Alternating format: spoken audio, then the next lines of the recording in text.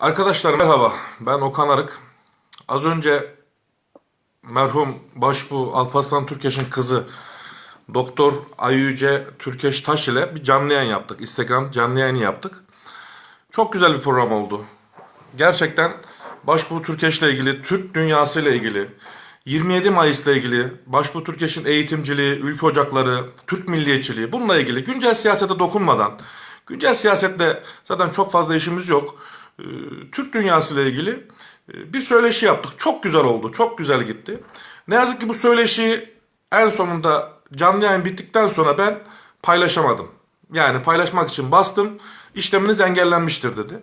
Daha sonra arkadaşlara sordum bu nasıl oluyor, işlem niye engelleniyor diye sordum. Tabii dediler ki işte spamlanmıştır. Yani şikayet edilmiş. Hesap şikayet edilmiş. Canlı yayın şikayet edilmiş. Tabii biz hani kendimizce kendi duygularımızı, düşüncelerimizi söylüyoruz ama bu demek ki birilerini rahatsız etmiş. Birilerinin zoruna gitmiş. Bizim söylemimiz Türk dünyası. Bizim söylemimiz Türk bayrağı. Bizim söylemimiz Doğu Türkistan. Bizim söylemimiz Türk dünyasının bütün unsurları. Yani bunları konuşuyoruz. Demek ki bu birilerini rahatsız etmiş. Ee, Merhum Alparslan Türkeş'in kızı Ayüce Hanım da gerçekten çok kendini yetiştirmiş bir hanımefendi ve bununla ilgili, Türk dünyası ile ilgili, Alparslan Türkeş ile ilgili bize çok güzel şeyler, hatırada kalacak çok güzel şeyler söyledi. Bu anlaşılıyor ki birilerini rahatsız etmiş. Tabii bu rahatsızlığı sadece bu programda görmedik biz. Instagram canlı yayını ve Instagram sosyal medya hesabını ben kendi adıma YouTube hesabını da yani Okan Arık YouTube hesabını, Okan Arık Instagram hesabını, Facebook hesabını, Twitter hesabını bir amaçla kullanıyorum. Yani böyle önüme gelen şeyi paylaşmıyorum.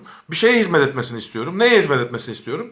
Türklük gurur ve şuuruna, İslam ahlak ve faziletine hizmet etmesini istiyorum. Türk dünyasına hizmet etmesini istiyorum. Türk milliyetçiliğine hizmet etmesini istiyorum. Türk bayrağına hizmet etmesini istiyorum.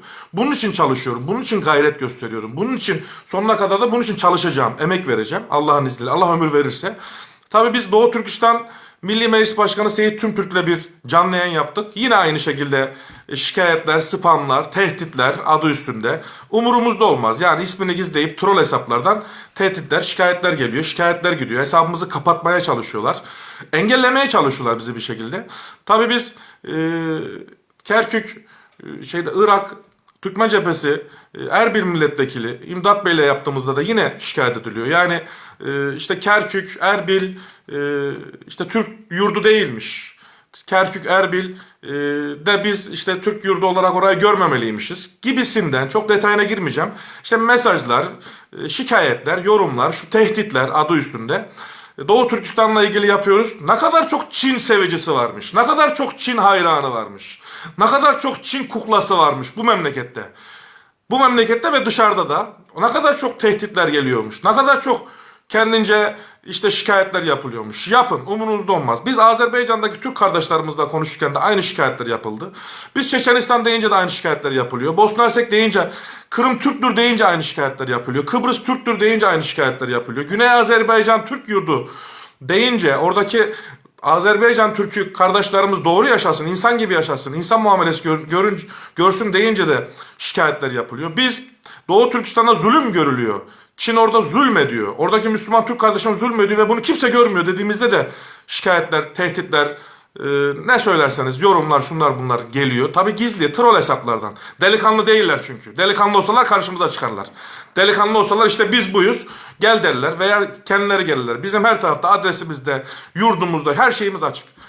Bunların ağababalarından bizim abilerimiz, büyüklerimiz, ecdadımız korkmamış. Biz mi korkacağız? Allah'ın izniyle. Bundan sonra da devam edeceğiz. Sosyal medya hesaplarını, Instagram, Okan Arık Instagram hesabını, Okan Arık YouTube hesabını, Facebook, Twitter hesabını biz arkadaşlarımızla da kendim burada Türk dünyasına hizmet edecek şekilde kullanacağız. Türk dünyasına hizmet edecek şekilde kullanacağız. Türk birliğine inanıyoruz. Bunun için çabalayacağız. Bunun için gayret göstereceğiz. İstediğiniz kadar şikayet edin. İstediğiniz kadar kendinize tehdit edin. İstediğiniz kadar ne yapıyorsanız yapın.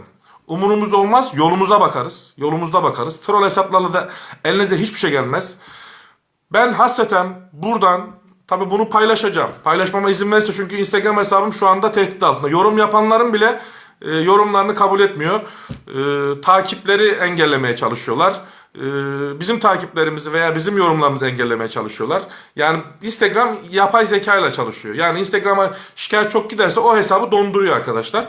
Ama Instagram şöyle bir hesap. Ne kadar çok yorum, paylaşım, takip, etiketleme olunca da o şikayetleri yok sayıyor. Yani orada bir kendince denge kuruyor. Çok detayını bilmiyorum ama böyleymiş. Arkadaşlarım bana söylediği kadarıyla böyleymiş.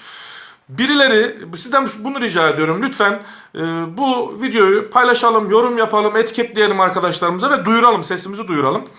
Biz arkamızda bu Doğu Türkistan bayrağını, yani bu gök bayrağı arkamıza aldık. Yüreğimizde Türk bayrağı, yine evimizde Türk bayrağı. Bütün Turan coğrafyasının bayraklarını yine yüreğimizde taşıyoruz. Bundan rahatsız olanlar varsa sonuna kadar rahatsız olabilirler. Rahatsız olmaya devam etsinler. Onları rahatsız edeceğiz.